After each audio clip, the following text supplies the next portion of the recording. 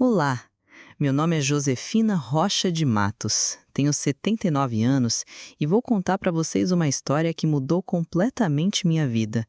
Mas antes de tudo, deixa o seu like nesse vídeo, se inscreve no canal e comenta aqui de onde você está ouvindo. É muito importante saber que minha voz está chegando longe, porque por muito tempo eu achei que ninguém nunca ia ouvir o que eu tinha a dizer. Tudo começou no ano de 1975, quando eu tinha 26 anos. Naquela época, eu achava que já tinha vivido tudo o que precisava. Casada há 9 anos com o Edson, mãe de 2 filhos, o Caio, de 6, e a Lorena, de 4. Morávamos em Santo Jerônimo do Norte, um lugarzinho pequeno, escondido entre as serras do sul de Goiás. A gente vivia numa casa simples, com jardim na frente, varal nos fundos e galinhas ciscando o terreiro. Edson trabalhava como gerente de uma madeireira da cidade. Eu, como era de se esperar, cuidava da casa. Acordava todos os dias às 4h30 da manhã. Fazia o café, passava a roupa, lavava a calçada, preparava as lancheiras dos meninos. À tarde, fazia bolo para eles comerem quando voltavam da escola. Era a vida que eu conhecia, que todo mundo ali levava, que diziam ser a certa. A gente se casou quando eu ainda nem tinha terminado o ginásio. Eu com 17, ele com 22. Foi tudo muito rápido. Meu pai dizia que era homem trabalhador, e isso bastava. Nunca fui apaixonada, mas também nunca reclamei. A cidade era pequena demais para qualquer tipo de sonho. As mulheres que pensavam diferente, que falavam alto ou que não se casavam até os 20, eram chamadas de perdidas. Então, eu fui aquilo que esperavam de mim. Uma esposa discreta, uma mãe zelosa, uma vizinha confiável. Por fora, tudo era normal. Mas dentro da minha casa, dentro de mim, alguma coisa não encaixava. Edson sempre foi um homem seco, duro nas palavras e muitas vezes ausente no olhar. Mas nos últimos meses, ele estava diferente, mais frio, mais ausente ainda. Chegava tarde dizendo que teve reunião, às vezes nem jantava. Trazia o cheiro de cigarro e um perfume que não era o meu. E eu fingia não perceber, porque era mais fácil, porque era mais seguro não saber. Mas naquela noite, tudo mudou. Era quarta-feira, 18 de junho. Lorena estava com febre alta. Eu já tinha dado banho, remédio, e mesmo assim ela ardia em brasa. Passava das 10 da noite e nada do Edson chegar. Peguei o telefone da sala, um aparelho verde musgo com disco que fazia clec-clec ao girar, e liguei na madeireira. Quem atendeu foi o seu Zé Mendes, o vigia. Dona Josefina? O Edson saiu daqui, era 6h30. Disse que ia direto para casa. Naquele instante, senti meu corpo gelar. A mão tremia segurando o fone. A perna falhou. Sentei ali mesmo, no chão da sala, enquanto o relógio da parede fazia um tic-tac que parecia zombar de mim. Tentei me acalmar. Coloquei as crianças para dormir, sentei no sofá, esperei. Edson só chegou à 00h20. Entrou com aquele cheiro doce e enjoado que me embrulhava o estômago. Nem disfarçou. Jogou a chave na mesinha, tirou o sapato e foi direto para o quarto. Eu fui atrás. Falei que tinha ligado no trabalho, que sabia que ele não estava lá. Ele me olhou com aquele desprezo que só homem covarde tem. Tá desconfiada de quê, mulher? Tá doida agora? Insisti. Você não veio direto do trabalho. Onde estava? E aí ele riu. Um riso debochado, sem alma. Você não entenderia, Josefina. Você só fica aqui dentro, esfregando o chão e criando menino. O mundo lá fora é diferente. Fiquei parada. Congelada. Foi como se ele tivesse cuspido na minha alma. Como se tivesse rasgado cada pedaço do que eu acreditava ser o meu valor. Naquela noite ele dormia no sofá. E eu chorei até faltar ar. Nos dias seguintes, minha cabeça não parava. Cada roupa dele com um cheiro estranho, cada vez que chegava tarde, cada olhar atravessado das vizinhas. Eu lembrava de tudo. Foi aí que a Cida, a única vizinha que eu confiava, apareceu no portão. Ela trazia um olhar de pena. E pena às vezes dói mais que a verdade. Falou assim: Josefina, me desculpa, mas eu não aguento mais ver isso. Todo mundo sabe que o Edson tá com aquela moça nova da papelaria, a tal da Marileia, aquela mesmo de fora. Ele vive entrando e saindo da casa dela ali perto do campo de bocha. Eu sei que não é da minha conta, mas você não merece isso. Senti as pernas bambearem.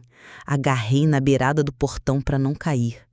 A Cida segurou minha mão. Disse que me amava, que eu era forte, que se precisasse de alguma coisa, era só bater na porta. Quando ela saiu, eu me arrastei para dentro. Tranquei a porta, me sentei no chão da cozinha e fiquei ali, sem chorar, sem gritar, sem dizer nada. Como se o mundo tivesse parado. Como se eu tivesse morrido por dentro. Mas foi ali, sentada no piso frio, que algo dentro de mim começou a nascer. Uma voz baixa, quase muda, dizia: Você não é só a mulher do Edson. Naquela madrugada, enquanto Edson roncava no sofá e as crianças dormiam com os pezinhos de fora, eu sentei no chão da cozinha com o avental ainda manchado de gordura e pela primeira vez na vida comecei a pensar diferente. Não era uma decisão, não era coragem, era mais como uma coceira dentro da alma, um incômodo que dizia: você precisa sair disso. Mas como? Eu tinha só o primário completo. Não sabia nada além de fazer bolo, cuidar de menino e engolir choro. Nunca trabalhei fora, não tinha uma conta no banco, nem conhecia meu CPF de cabeça. E o mais difícil, eu ainda amava aquele homem. Ou achava que amava. Porque quando você é ensinada desde cedo que marido é para a vida toda, você aprende a amar mesmo aquilo que machuca. Mas naquele dia alguma coisa mudou em mim. Na manhã seguinte, coloquei o uniforme das crianças com capricho, preparei o lanche como sempre, mas me olhei no espelho e não me reconheci.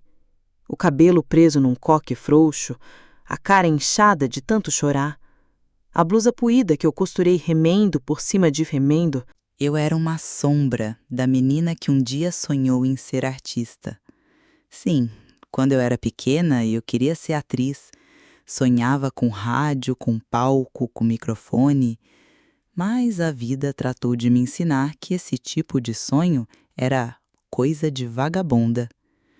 Respirei fundo e fui até a casa da Dona Ruth, a professora particular da rua de cima. Uma mulher de 60 e poucos anos, viúva, sempre de batom vinho e saia de tecido grosso. Ela tinha fama de ser dura, mas todo mundo respeitava. Toquei a campainha com a mão gelada. Ela me atendeu com um lenço amarrado na cabeça e os óculos pendurados no pescoço.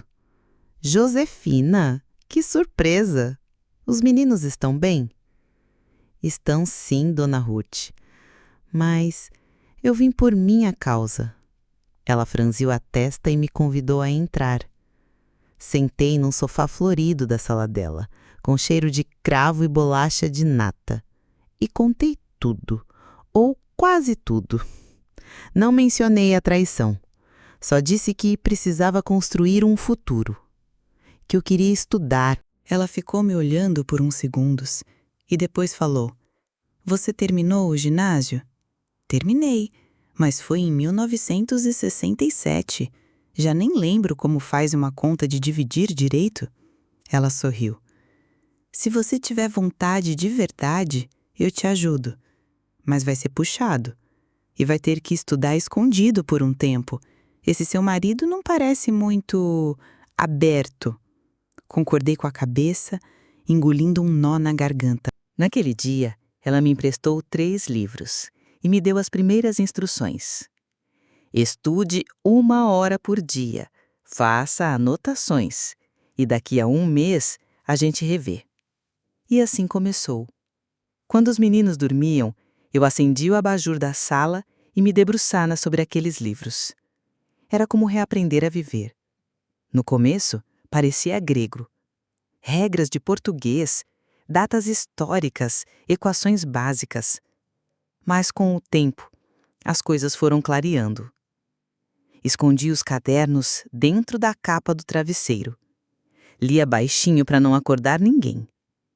Edson, como sempre, chegava tarde. Às vezes, nem dava boa noite. Cada silêncio dele era mais um empurrão para eu continuar. Um mês depois, voltei na Dona Ruth. Ela me testou com algumas perguntas. Eu tremia, mas acertei boa parte. Ela abriu um sorriso que me arrancou lágrimas. Você consegue, Josefina. E digo mais, se for firme, em 6 meses a gente te prepara para o supletivo. Chorei tanto que ela segurou minha mão e disse, mas me prometa uma coisa, quando estiver lá na frente, ajude outra mulher, passe para frente. Prometi. Aos poucos, fui criando uma rotina. Dizia para Edson que ia ajudar a fazer mantimento na paróquia, mas ia estudar na casa da Dona Ruth. Pegava o caminho mais longo, atravessava o beco dos fundos para ninguém me ver. E ele nunca desconfiou. Ou não se importava.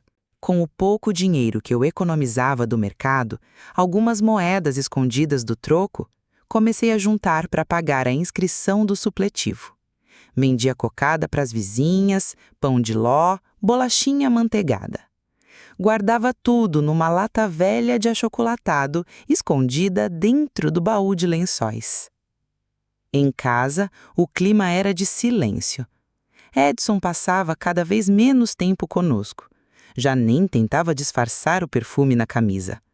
Às vezes, chegava com batom no colarinho. Eu engolia cada prova com uma colher de orgulho. Aos poucos, comecei a perceber, quanto menos eu dependia emocionalmente dele, mais ele ficava incomodado. Certa noite, ele chegou e me pegou com o livro na mesa da cozinha. Tentou fazer piada. Virou estudiosa agora, Josefina? Tô ajudando o Caio com umas lições. Menti. Ele pegou o livro. Era de História do Brasil. Isso aqui não é para menino da idade dele? Que história é essa? Fiquei em silêncio. Ele me encarou por longos segundos. Você tá estudando, é isso? Respirei fundo. Tô. Quero fazer o supletivo. Quero me formar. Ele bufou. Pra quê? Vai servir café com mais elegância? Vai virar professora velha? Vai pagar conta com diploma agora? Eu me levantei com o coração disparando. Não é pra você, é pra mim. Eu não quero passar a vida toda sendo sombra. Ele riu. Um riso tão amargo que me deu nojo. Você é só minha mulher, nada mais. E mulher minha não precisa de diploma, precisa cuidar da casa. Do resto, cuido eu. E naquele momento eu percebi. Ele não estava bravo por eu estudar. Ele estava bravo porque estava perdendo o controle. Naquela madrugada, ele rasgou meus cadernos, jogou meu material na lata do lixo. Eu esperei ele dormir e resgatei cada folha. Limpei, dobrei, escondi ainda melhor. No dia seguinte, Dona Ruth me recebeu de braços abertos. Ele vai tentar te derrubar, mas se você continuar, ele não vai conseguir. E eu continuei. Em dezembro de 1975, viajei até Morrinhos, a cidade vizinha, e fiz as provas do supletivo. Voltei de cabeça erguida. Sabia que tinha ido bem. No dia 3 de janeiro de 1976, recebi a carta, aprovada em todas as matérias. Eu tremia segurando aquele papel. Escondi dentro da Bíblia da sala, entre os salmos. Edson jamais abriria ali. Era o primeiro passo. E foi ali, sentada na beirada da cama, com o certificado nas mãos, que prometi. Eu não vou parar, eu vou até o fim. Depois de receber o certificado do supletivo, escondido dentro da minha Bíblia, minha cabeça parecia estar em ebulição. Eu não dormia direito, mas não era por medo. Era por uma ansiedade diferente. Uma espécie de brilho interno que eu não sentia há muito tempo. Era como se alguém dentro de mim estivesse acordando depois de anos de silêncio. Naqueles dias, comecei a observar a vida com outros olhos. O chão da cozinha, que eu esfregava todos os dias, não parecia mais um símbolo de servidão, mas sim um campo de batalha. As tarefas domésticas, que antes faziam parte da minha rotina automática, agora eram feitas com uma consciência diferente, como se eu estivesse me despedindo, pouco a pouco, daquela mulher silenciosa que morava ali há quase uma década.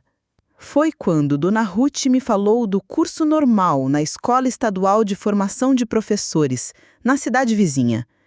O vestibular seria dali a 4 meses, em abril.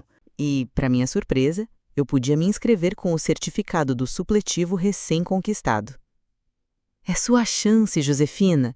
Depois disso, você vai estar num caminho que ninguém mais pode tirar de você. Mas o Edson, ele continuava igual, ou pior. Cada vez mais distante, mais frio, mais ausente.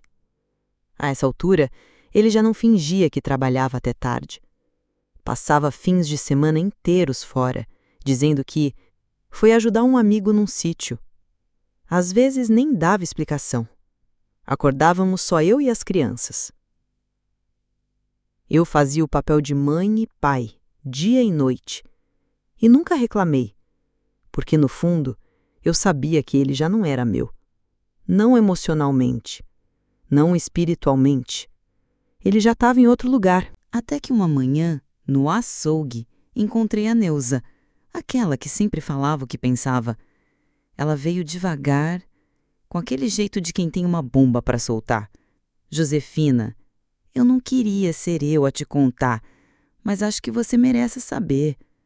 O Edson, a moça da papelaria, ela tá esperando um filho dele. Todo mundo já sabe. Minha garganta fechou. Meu estômago embulhou.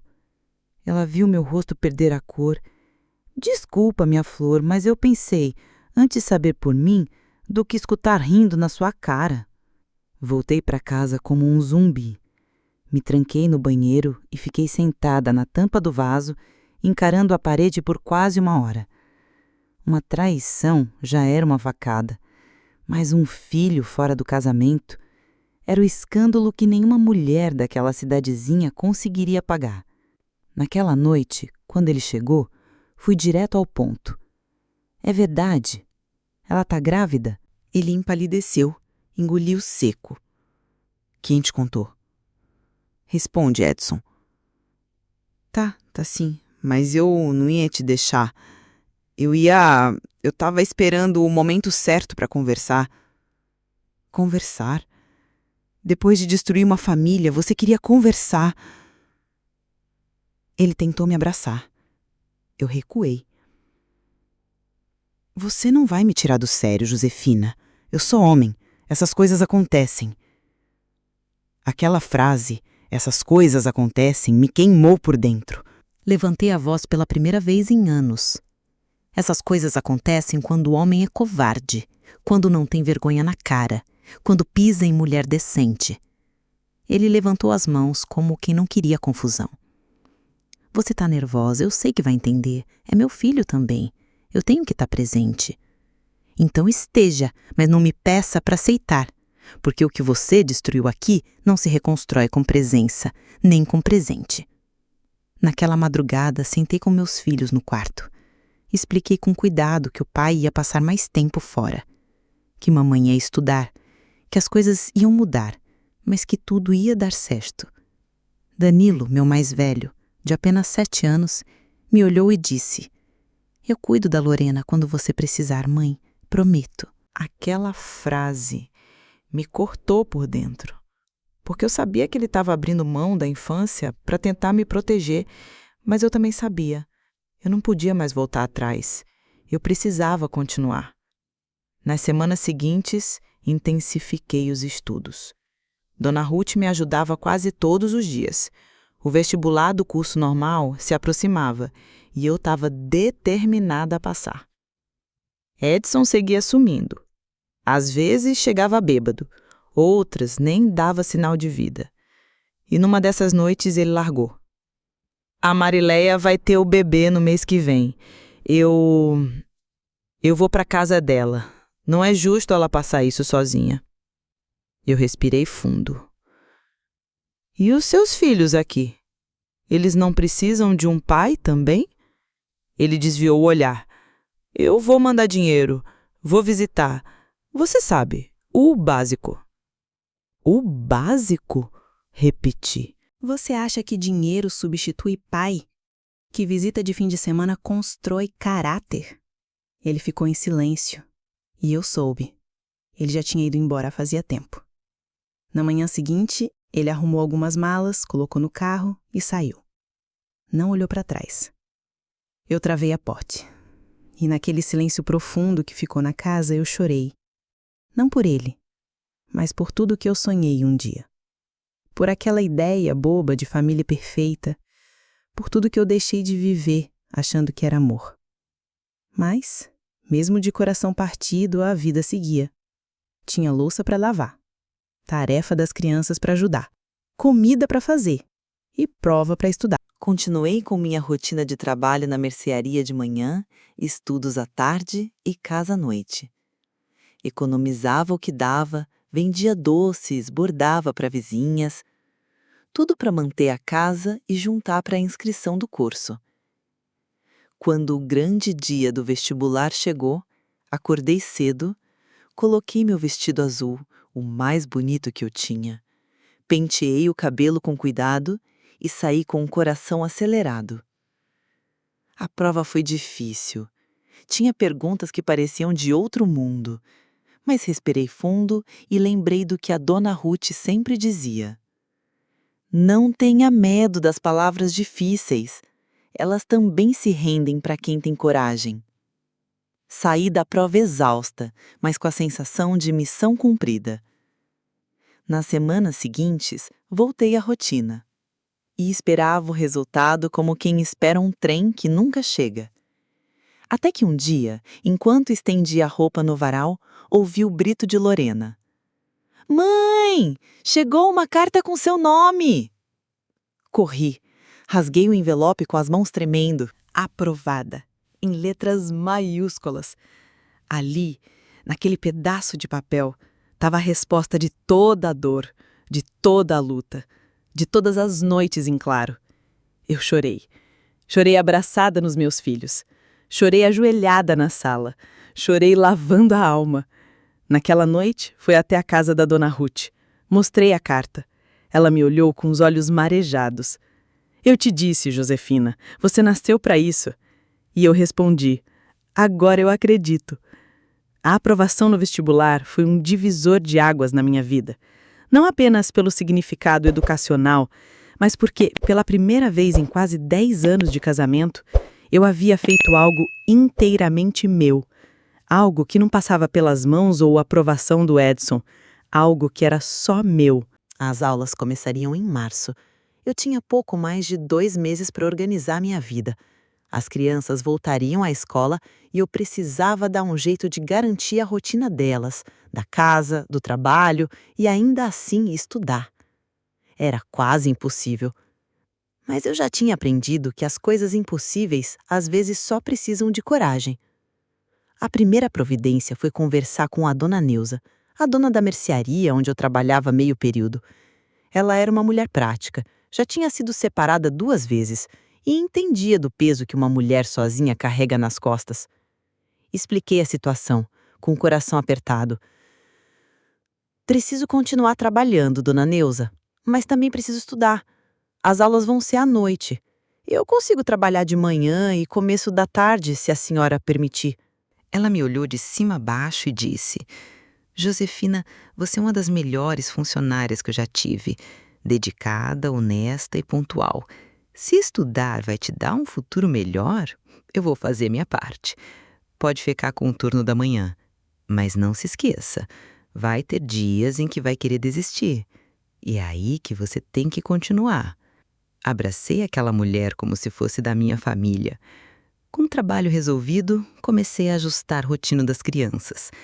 Minha mãe, que morava a 6 quadras da minha casa, se ofereceu para ajudar 2 vezes por semana. As outras noites, eu deixava as marmitas prontas, o uniforme separado e as tarefas revisadas antes de sair para o ônibus das 5h30. O trajeto até a cidade onde ficava a escola normal levava quase 1 hora. O ônibus sacolejava na estrada de terra e eu aproveitava cada minuto para revisar conteúdo, escrever no caderno ou apenas respirar fundo e lembrar por que eu estava fazendo tudo aquilo. Na sala de aula, eu era mais velha. A maioria das meninas tinha entre 17 e 20 anos. Muitas ainda moravam com os pais, não tinham filhos e achavam que estudar era um fardo. Me olhavam como uma espécie de exceção, com uma mistura de curiosidade e desdém. Mas eu não me importava. Logo nas primeiras semanas, mostrei que estava ali para valer. Respondia todas as perguntas, entregava os trabalhos antes do prazo, lia os livros recomendados e ainda indicava mais. Algumas professoras se aproximaram, notaram minha dedicação e também notaram o brilho nos meus olhos. Porque por mais cansada que eu estivesse, e eu vivia cansada, ali dentro eu me sentia viva. Foi nesse período que conheci a Lídia, uma garota de 18 anos que se sentava na fileira da frente e usava óculos redondos. Ela vinha de uma família humilde e também trabalhava de dia. Um dia, ela me ofereceu carona de volta. O pai dela vinha buscar de carro e minha casa ficava no caminho. Aceitei. E assim começamos uma amizade improvável. Eu com quase 30, 2 filhos e um casamento desfeito. Ela começando a vida. Mas havia algo em comum, a vontade de vencer, de não repetir os erros das mães que se calaram. Em casa as coisas seguiam. Edson, agora oficialmente morando com a amante, aparecia de 15 em 15 dias. Trazia uma sacola de brinquedos caros, um envelope com dinheiro e um cheiro de perfume que me embrulhava o estômago.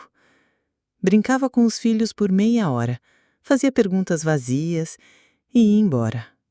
Os olhos das crianças ficavam cheios de perguntas que eu não sabia responder. Às vezes, Lorena perguntava: "O papai vai voltar um dia?"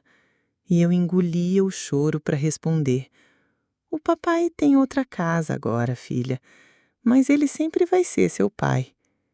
Danilo, mais maduro, já entendia, mas mesmo ele ficava em silêncio. Guardava a dor num canto do peito e me ajudava mais do que deveria. Com o tempo, a ausência virou costume, a saudade virou lembrança e a lembrança virou aprendizado.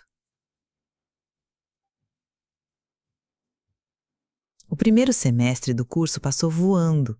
No meio do ano, a diretora da escola onde os meus filhos estudavam me chamou para conversar. Ela havia escutado dos professores da escola normal sobre o meu desempenho. Queria saber se eu aceitaria trabalhar como auxiliar na escola primária do bairro, no contraturno. Eu fiquei sem ar. Mas eu ainda não tenho diploma, diretora. E você acha que todas que têm usam com metade da sua dedicação? A gente precisa de alguém como você. Os alunos precisam. Aceitei sem pensar 2 vezes. Era mais responsabilidade, mais correria, mas era um passo real na profissão que eu queria seguir.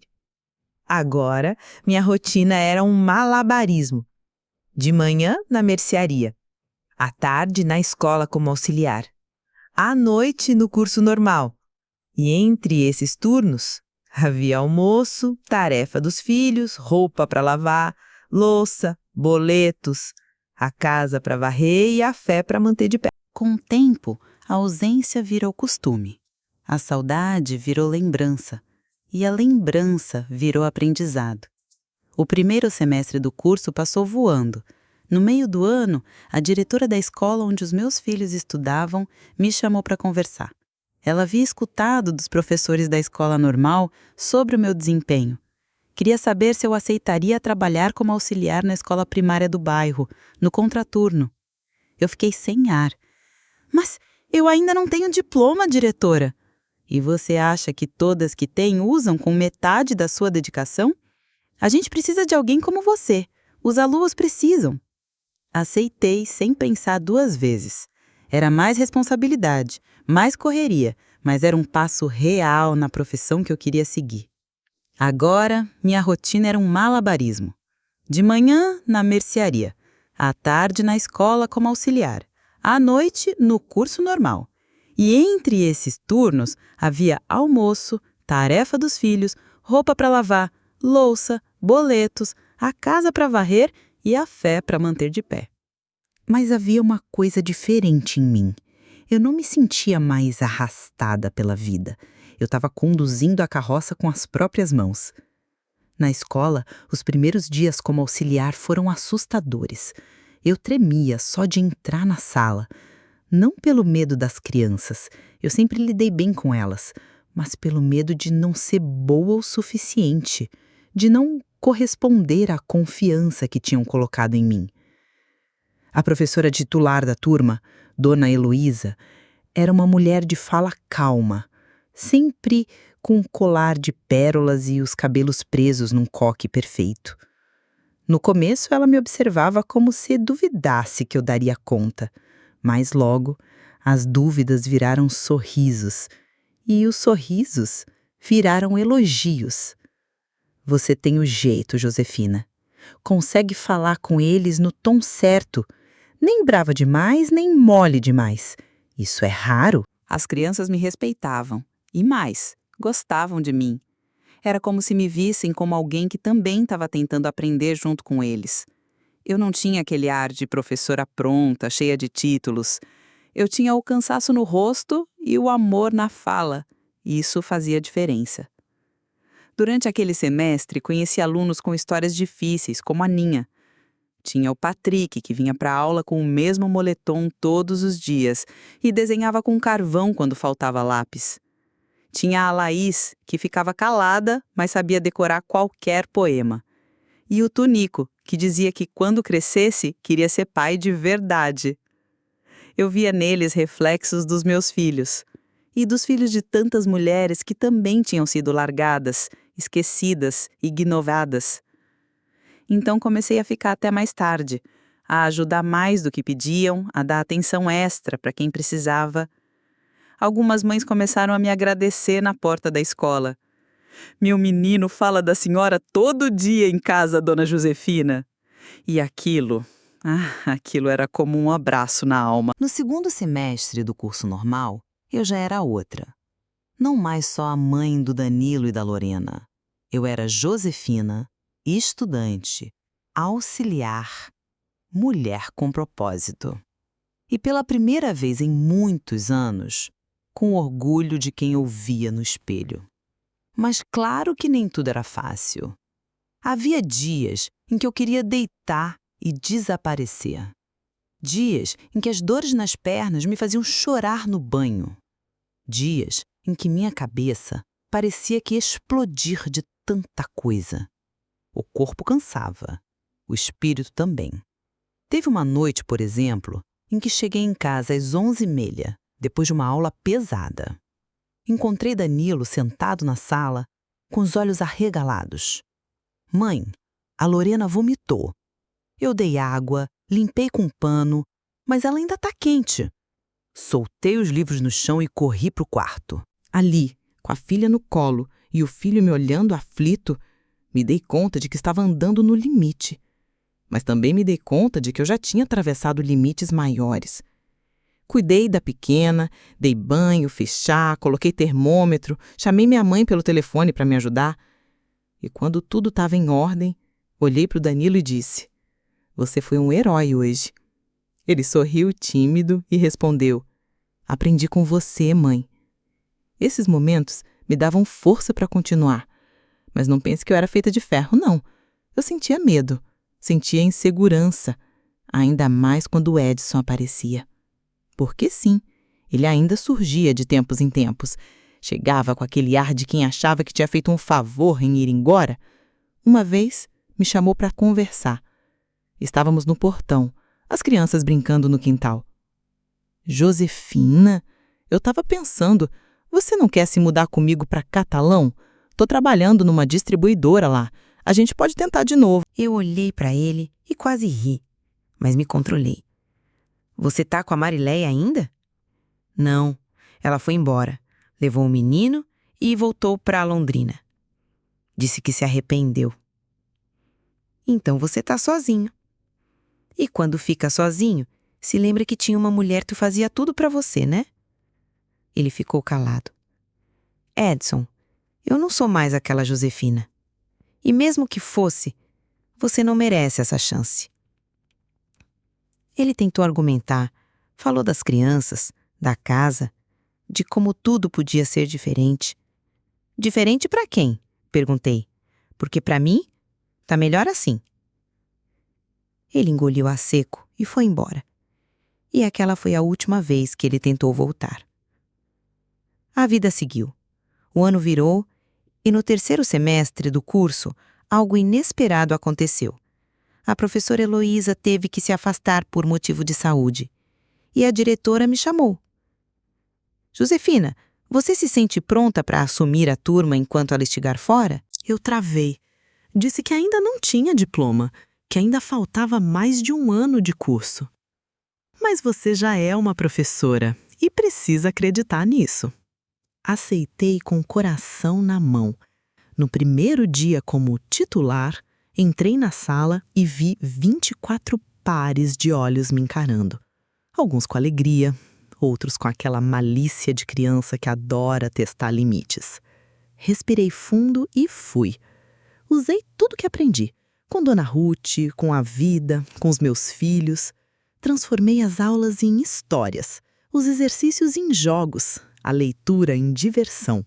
Fui firme quando precisava, carinhosa quando dava. As semanas passaram e eu fui pegando gosto. Quando a Heloísa voltou, a turma estava mais adiantada do que o previsto. Ela se emocionou. Você fez um trabalho maravilhoso. Deveria ser efetivada. E eu respondi com um nó na garganta: é tudo que eu quero e vou lutar por isso. Depois daquela experiência substituindo a professora Heloísa, alguma coisa dentro de mim se confirmou. Eu era a professora, não no papel, mas no sangue. E agora, mais do que nunca, eu precisava do diploma. Não apenas por reconhecimento, mas por justiça. Pela Josefina, de 17 anos, que tinha deixado os sonhos para trás por causa de um casamento. Os meses seguintes foram os mais desafiadores da minha vida. Trabalhava de manhã na mercearia, à tarde como auxiliar e à noite como aluna. Chegava em casa depois das 11, tomava um banho rápido e ainda lia algum trecho do livro antes de dormir. Às vezes, adormecia com a cabeça na página, a caneta ainda na mão. Minhas mãos viviam calejadas, meus olhos vermelhos, minha coluna reclamava de dor. Mas cada dor era uma medalha. Cada calo, uma lembrança de que eu estava lutando por mim. Não por um homem, não por aparência, mas por dignidade. As crianças também sentiram o peso da nova rotina, mas em vez de reclamarem, se uniram a mim. Lorena ajudava com as louças, Danilo cuidava do lixo e estendia a roupa. Nossos jantares viraram momentos sagrados. 3 pratos simples sobre a mesa e uma conversa sincera sobre o dia de cada um. Hoje aprendi multiplicação com palito de picolé, dizia Lorena. Fizemos redação sobre família. Falei da senhora, mãe, contava Danilo. E eu ouvia, com o coração derretido. Um dia, Danilo chegou com um bilhete da professora dele. Dizia assim: seu filho escreveu que sua mãe é a mulher mais forte do mundo e que quando crescer, quer ser como ela. Parabéns, dona Josefina, você já venceu. Guardei aquele bilhete dentro do caderno de planos, onde eu anotava tudo o que queria realizar. Na escola normal, os professores me viam com respeito. Algumas até me tratavam como igual. A coordenadora me chamou uma vez para conversar. Você já pensou em fazer faculdade depois que terminar aqui? Faculdade? Perguntei, como se fosse ouvir o nome de uma estrela no céu. Sim, você tem potencial. E o país precisa de educadoras como você. Guardei aquilo no fundo do coração. Ainda parecia distante, mas agora não era mais impossível. Foi então que, no fim daquele ano, soube de um concurso público aberto para professores auxiliares na cidade de Itajá, a maior da região.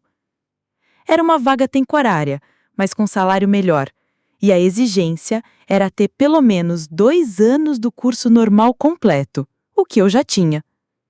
Fiquei em dúvida. Aceitar significava mudar tudo de novo: o transporte, a rotina, o lugar. Mas a possibilidade de trabalhar numa escola maior, mais estruturada, com mais recursos, era tentadora. Conversei com Dona Ruth, que até hoje era minha conselheira de fé. Você tem o que eles procuram. Não pense nas dificuldades. Pense nas sementes que você pode plantar. Conversei com meus filhos. Expliquei como seria. Danilo já entendia tudo. Lorena apenas pediu: vai ter tempo para ver a gente, né, mãe? Aquilo me apertou o peito. Mas eu disse: sempre. Ninguém é mais importante que vocês. Me inscrevi. E mais uma vez, mergulhei nos estudos. Revisei todo o conteúdo, montei apostilas, fiz simulados, fiquei noites sem dormir. Pedi a Dona Neuza 2 semanas de folga para me dedicar à preparação. Ela entendeu. No dia da prova, acordei às 4 da manhã. Botei minha roupa mais arrumada, aquela blusa de botão que eu mesma tinha costurado, e minha saia azul marinho. Peguei o ônibus antes do sol nascer e fui rezando o caminho inteiro. O salão de provas estava lotado, quase 100 candidatos. A maioria jovens, recém-saídos da escola. Eu me senti deslocada, mas logo lembrei. Eu estava ali por mérito, por luta. E não havia vergonha nenhuma em ter chegado tarde, desde que eu tivesse chegado. A prova foi difícil, mas justa. Consegui terminar dentro do tempo e com confiança. A segunda etapa seria uma aula prática, diante de uma banca avaliadora. Tive 1 semana para preparar o tema. Como ensinar frações para o 4º ano. Usei tudo que tinha à mão. Pedaços de EVA, cartolinas velhas, botões, caixinhas. Transformei frações em pedaços de pizza, em chocolates divididos, em tampinhas coloridas. Ensaiava com meus filhos todas as noites. Quando chegou o dia, entrei naquela sala com o coração batendo como um tambor, mas comecei a aula sorrindo e terminei com aplausos. Na saída, uma das avaliadoras me puxou de lado. Você tem dom, Josefina. E quem tem dom precisa usar. Fui para casa com a alma em festa. Os dias que se seguiram à prova foram um misto de esperança e medo. Eu fingia a normalidade, mas por dentro minha cabeça não parava. Repassava mentalmente cada detalhe da minha aula prática, cada resposta que dei na prova teórica, cada pequeno gesto da banca examinadora. Durante esse tempo, mantive a rotina como sempre. Trabalhava, estudava, cuidava dos filhos. Mas quando a noite caía e a casa silenciava, eu sentava na beira da cama com o coração acelerado, perguntando para mim mesma: será que vai dar? Será que agora é minha hora? No dia marcado para a divulgação do resultado, não consegui ficar em casa. Pedi a Dona Neuza para sair mais cedo da mercearia. Peguei o ônibus das 10 da manhã para Itajá e segui em silêncio, com as mãos apertadas no colo e os olhos fixos na paisagem. Chegando à Secretaria da Educação, vi uma pequena multidão se amontoando em frente ao quadro de avisos. Meu estômago virou do avesso. Fiquei de longe, observando. Uma jovem saiu correndo, pulando, gritando: eu passei, fiquei em 3º lugar. Outra dizia: fiquei por 1 posição. Fui me aproximando devagar com as pernas trêmulas. Quando consegui abrir espaço entre as pessoas, meus olhos correram pela lista com desespero, do fim para o começo. E lá estava. Primeiro lugar, Josefina Rocha de Matos. Nota final, 9,7. Não consegui me mexer por alguns segundos. O mundo em volta sumiu.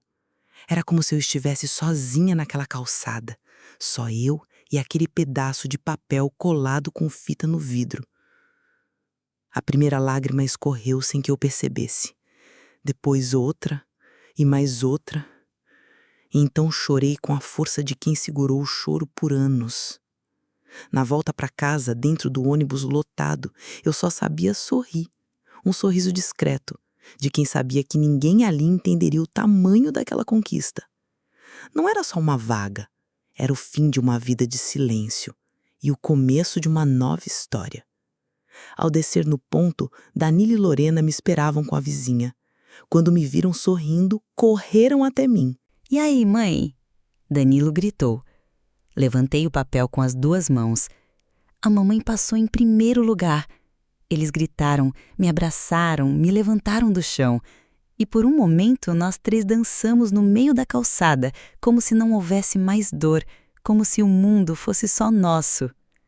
Naquela noite, preparei um jantar simples: arroz, feijão, frango ensopado e um bolinho de fubá.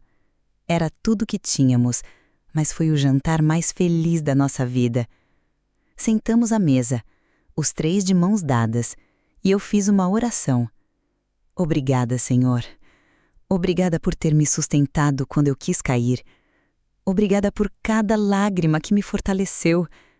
Obrigada por esses filhos que são minha razão de viver. E obrigada por me mostrar que nunca é tarde para começar. Lorena disse baixinho: Mamãe, você vai ser a melhor professora do mundo. Eu sorri e respondi: Não sei se a melhor, mas serei a mais dedicada. Disso você pode ter certeza. E fui com tudo. O início do novo trabalho na escola de Itajá foi difícil. Tudo era maior, mais exigente, mais profissional. Mas eu já não era uma iniciante. Eu era a Josefina que tinha enfrentado abandono, humilhação, noites sem dormir e vencido. Na primeira reunião pedagógica, o diretor pediu que cada um se apresentasse. Quando chegou minha vez, me levantei com as pernas trêmulas, respirei fundo e disse: Meu nome é Josefina, sou mãe, sou filha, sou mulher e agora também sou professora. A sala inteira aplaudiu. Eu sentia que finalmente eu tinha voltado a ser quem sempre quis ser, só que agora mais forte, mais completa, com cicatrizes sim, mas com uma coragem que ninguém mais podia tirar de mim. Edson. Ele seguiu a vida, casou de novo, teve outros filhos, foi trabalhar em outro estado. De vez em quando mandava cartas para os meninos. Algumas vezes por ano aparecia. Mas eles já não esperavam, já tinham aprendido a confiar em quem estava presente de verdade. E eu continuei.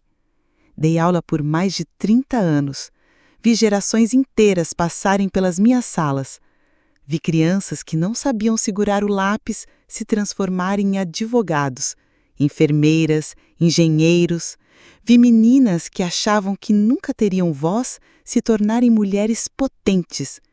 Em todas as turmas, todos os anos, eu contava um pedaço da minha história. Não com detalhes, mas com verdade. Não importa onde você começou, importa onde você quer chegar. Um dia, numa formatura, uma aluna me chamou de lado. Professora, quando eu crescer, quero ser igual à senhora.